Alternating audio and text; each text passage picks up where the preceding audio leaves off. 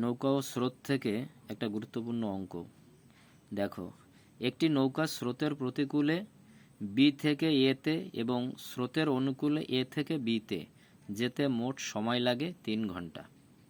যদি স্থির জলে নৌকার বেগ 9 কিলোমিটার ঘন্টায় এবং স্রোতের বেগ 3 কিলোমিটার ঘন্টায় হয়, তবে এ থেকে বি এর দূরত্ব কত?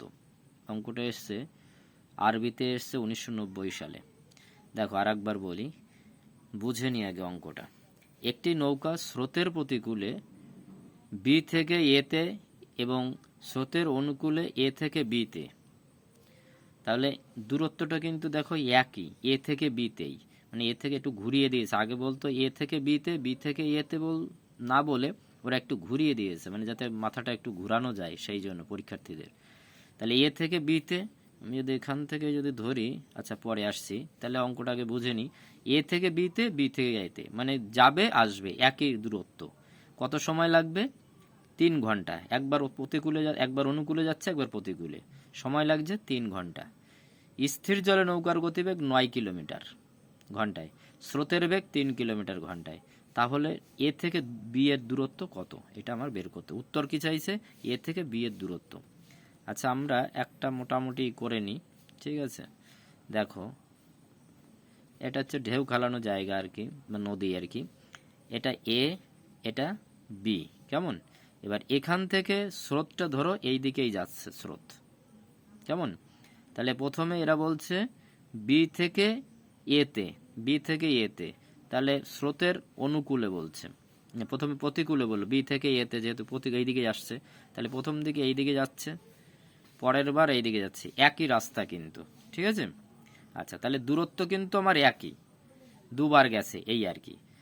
তাহলে আমরা অঙ্কে ফিরে আসি এবার। দেখো, স্থির জলে কি লিখেছে? স্থির জলে নৌকার বেগ 9 কিলোমিটার বলে দিয়েছে এখানে, স্রোতের বেগ 3 কিলোমিটার, দুটোই বলে দিয়েছে, লিখে নিলাম দুটোই।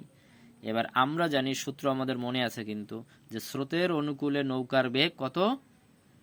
নৌকার বেগ প্লাস স্থির জলে আর কি, স্থির জলে নৌকার বেগ, স্থির জলে নৌকার বেগ প্লাস স্রোতের বেগ। কি বললাম সূত্রটা? এটা কিন্তু আমাদের সূত্র। যখনই বলবে স্রোতের অনুকূলে নৌকার বেগ, এটা আমরা জানি, কি জানি? স্রোতের অনুকূলে নৌকার বেগ সমান সমান স্থির জলে নৌকার বেগ প্লাস স্রোতের বেগ।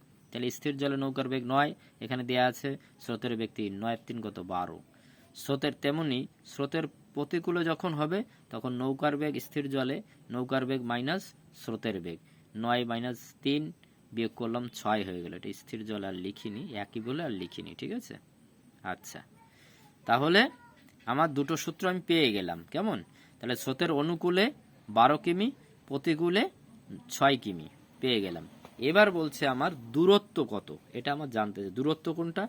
এইখান থেকে এইটুকু দূরত্ব, কিন্তু আমরা তাই ডি মানে দূরত্ব, মানে ডিস্টেন্সটা আমরা এই করে নিয়েছি। ধরি এটা ডিস্টেন্স, ধরলেও কি না ধরলেও কি, ডি মানে দূরত্ব, ডিস্টেন্স, এটা আমরা সবাই জানি কিন্তু। আচ্ছা, বলে দিয়েছে যে এখান থেকে যাবে আসবে, তাহলে আগে বলেছে এখান থেকে এইদিকে আসছে উল্টো দিকে, এবার আবার ঘুরে এদিকে যাচ্ছে, তাহলে এই একই দূরত্ব দুবার গেছে, তাই তো? তাহলে আমি দুইবারে কত কত সময় লেগেছে সেটা আমি কত কিলোমিটার যোগ করলে পরে আমার হয়ে যাচ্ছে। তাহলে টোটাল সময় লেগেছে আমার 3 ঘন্টা, কেমন? আচ্ছা, তাহলে গেছে কত কিলোমিটার? দেখো, দূরত্ব প্রথমবারে এইটুকু, দ্বিতীয়বারে এইটুকু, তৃতীয়বারে, ঠিক আছে? প্রথমবারে এইটুকু, এটা কি করে পেলাম? দ্বিতীয়বারে এটা কি করে পেলাম? দেখো, এই যে বলে দিয়েছে একবার যাবে, তাহলে 12 কিলোমিটার আমার যাচ্ছে কি 1 ঘন্টায়, তাই তো? এখানে যে এই যে এটার গতিবেগ মানে কি, 12 কিলোমিটার যাচ্ছে 1 ঘন্টায়। এটা কিলোমিটার, এটা কিন্তু ঘন্টায় কিন্তু, কেমন? এটা বুঝে নিতে হবে কিন্তু, ঘন্টায় সবসময়। তাহলে 12 কিলোমিটার যাচ্ছে আমার দূরত্ব, এইটা আমি ধরে নিয়েছি ডি কিলোমিটার, ডি কিন্তু দূরত্বটা। তাহলে ডি কিলোমিটার কত কত সময় যাবে? এত সময়, তাই তো? তাহলে 12 কিলোমিটার যেতে আমার সময় লাগে 1 ঘন্টা, তাহলে ডি কিলোমিটার যেতে কত? এত ঘন্টা।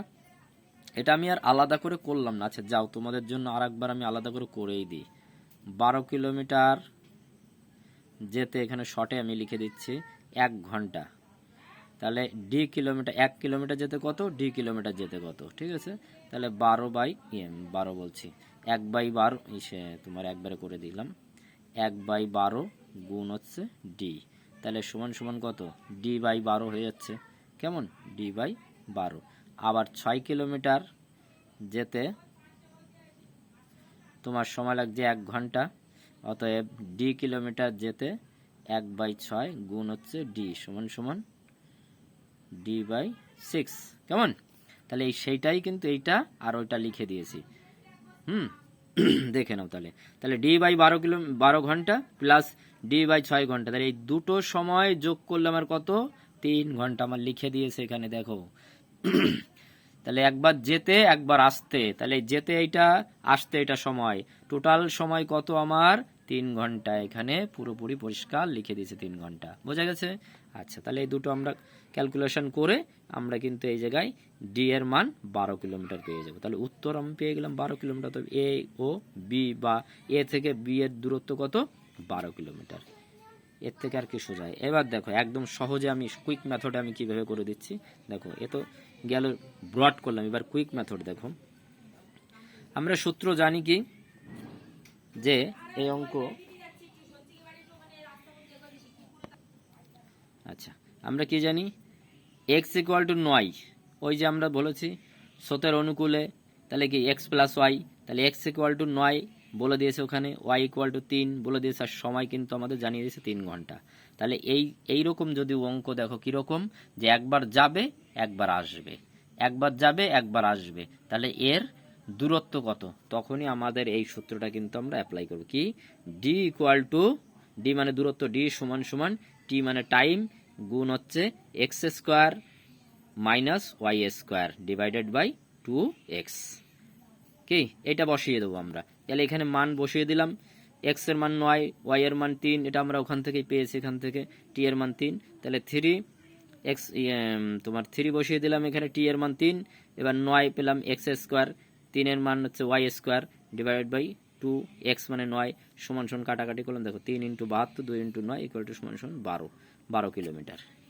কি হলো, কত সময় লাগলো, এইটুকু হচ্ছে অঙ্ক আমাদের মূল, কিন্তু এইটুকু কিন্তু আমাদের মূল, এটা মাথায় রাখবা সব সময়, ঠিক আছে। তবে ব্রডটা জানবে, জানার পরে এইটা কিন্তু করবে, এইটা হচ্ছে মেইন। তাই এটুকু করতে আর কত সময় লাগবে, এটা ভারী জোর হয়তো 20-22 সেকেন্ড লাগবে, 22-25 সেকেন্ডের বেশি কিন্তু এটুকু করতে সময় লাগবে না। কেমন, আচ্ছা এইভাবে তোমরা করতে থাকো, বারবার প্র্যাকটিস করো, দেখবে একদম সহজ হয়ে যাবে, বারবার প্র্যাকটিস করে এই অঙ্ক একেবারে ইজি। কেমন, আচ্ছা।